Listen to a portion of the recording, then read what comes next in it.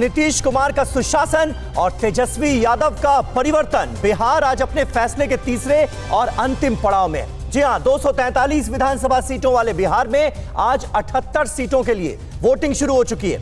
15 जिलों की इन 78 सीटों पर क्या है ताजा हाल, चप्पे चप्पे पर मौजूद हमारे रिपोर्टर्स आपको बताएंगे बिहार का ताजा समीकरण। लेकिन उससे पहले सिर्फ 1 मिनट में आप पहले इस तीसरे चरण को समझ लीजिए कि आखिर क्यों तीसरे चरण को इतना महत्वपूर्ण माना जा रहा है, यह जान लीजिए। सबसे पहले आज वोटिंग डे का ब्रीफ इंट्रोडक्शन दे देते हैं। आज 78 विधानसभा सीटों के लिए 1204 प्रत्याशी मैदान में हैं और उनकी किस्मत का फैसला करने वाले हैं 2.25 करोड़ से भी ज्यादा वोटर।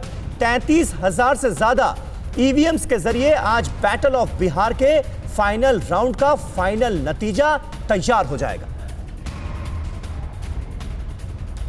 तो चलिए अब आपको जल्दी से बता देते हैं कि पिछली बार यानी साल 2015 में इन 78 सीटों पर कौन जीता था। तो पिछली बार नीतीश कुमार का जनता दल यूनाइटेड के खाते में गई थी 23 सीटें, लालू यादव की आरजेडी को 20 सीटें और कांग्रेस को मिली थी 11 सीटें। आपको बता दें कि पिछली बार लालू, नीतीश और कांग्रेस साथ मिलकर चुनाव लड़े थे, जिसका सीधा प्रभाव बीजेपी पर पड़ा था, जो इन 78 सीटों में सिर्फ 20 सीटें ही हासिल कर पाई थी। जेडीयू के खाते में 23, आरजेडी के खाते में 20 और कांग्रेस के खाते में गई थी 11 सीटें। और अब आपको बताते हैं कि आज 78 सीटों में कौन सी पार्टी कितने सीटों पर लड़ रही है। पहले बात महागठबंधन की। तेजस्वी यादव की लीडरशिप वाली आरजेडी 46 सीटों पर, कांग्रेस 25 सीटों पर और सीपीआई माले 5 सीटों पर लड़ रही है। एनडीए की ओर से जेडीयू 37 सीटों पर, बीजेपी 35 सीटों पर, वीआईपी 5 और जीतन राम मांझी की हम 1 सीट पर चुनाव लड़ रही है।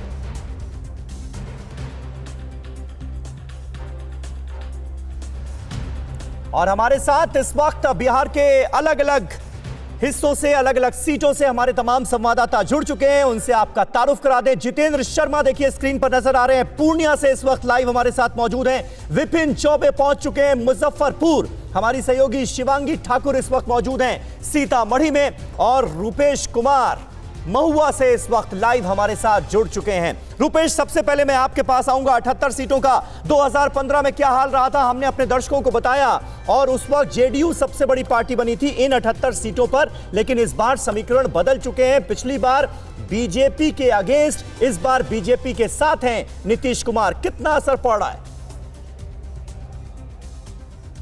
देखिए, बिल्कुल बहुत महत्वपूर्ण है और आखिरी चरण है। नीतीश कुमार कह चुके हैं कि अंत भला तो सब भला। दोनों गठबंधनों को ये लग रहा है कि बहुमत के करीब हमको जाना है इसी चरण में। दोनों गठबंधनों का ये दावा है कि 100 से ज़्यादा सीटों पर वो जीत हासिल कर चुके हैं, लेकिन बहुमत के करीब जाने के लिए इस चरण में उनको बढ़त बनानी होगी। और ये जो जिन क्षेत्रों में 78 सीटों पर चुनाव हो रहा है, उसने कभी भी किसी को निराश नहीं किया है। सीमांचल देखें, मिथिलांचल देखें, कोसी का क्षेत्र है और कुछ सीटें जो बच गई हैं, चाहे वो वैशाली की हों, समस्तीपुर की हों या फिर सीतामढ़ी, मधुबनी, ये सब सीटें हैं। लेकिन सबसे बड़ी जो मुश्किल है गठबंधन के लिए भी और एनडीए के लिए भी, जो 7 माइनॉरिटी कंसंट्रेटेड डिस्ट्रिक्ट हैं। अगर मिथिलांचल, सीमांचल की अगर बात करें तो जो 42 सीटें हैं, वहाँ पर भारतीय जनता पार्टी को बहुत कुछ उम्मीद नहीं रहती है, क्योंकि 2019 में जब प्रचंड मोदी लहर थी, उस वक्त भी किशनगंज की सीट वो हार गए थे। किशनगंज जिले में 4 विधानसभा सीटें और चारों विधानसभा सीट पर वो हार गए थे। लेकिन महागठबंधन के लिए दूसरी तरफ मुश्किल ये है कि इस बार 21 सीटों पर एमआईएम यानी कि ओवैसी की पार्टी ने 21 उम्मीदवार खड़े किए हैं। जब किशनगंज में विधानसभा के उपचुनाव पिछले बार हुए तो वहां पर ओवैसी की पार्टी के उम्मीदवार होदा जीत दर्ज किए थे। उससे उत्साहित होकर के इस बार ओवैसी ने उपेंद्र कुशवाहा और बसपा के साथ एक नया गठबंधन बनाया और उस क्षेत्र में 21 सीटों पर वो लड़ रहे हैं, 19 सीटों पर उपेंद्र कुशवाहा लड़ रहे हैं। जाहिर सी बात है कि इस बार महागठबंधन में अगर सेंध लगती है, अगर उस इलाके के अगर अल्पसंख्यक वोटों में अगर सेंधमारी होती है, तो ये महागठबंधन के लिए मुश्किल होगी। धुआं धुआं सा ये शहर क्यों दिखता है, सुना है बाजार में धुएं का सामान बिकता है। ये दिवाली सिर्फ दिए वाली।